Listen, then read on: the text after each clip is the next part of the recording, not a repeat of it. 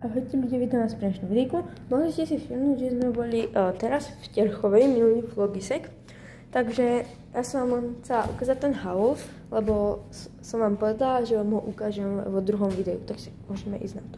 Takže prvú vec by som vám chcela ukázať tohoto Sony Angelo, mala som tam tohoto. A asi si kúpim kryt zo Sheinu, aby som si to mohla dať na tohoto Sony. Ďalšie tam boli takéto lapky, tak to som musela fakt ako kúpiť. A ešte Oreo.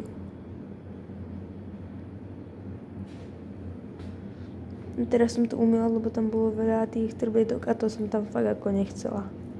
Preto. Ďalšie tam bol takýto náramok, vypadá trošičku jak Pandora. Ďalšie som tam kúpila Sol de Janeiro, ale to sme kúpili po ceste v Auparku.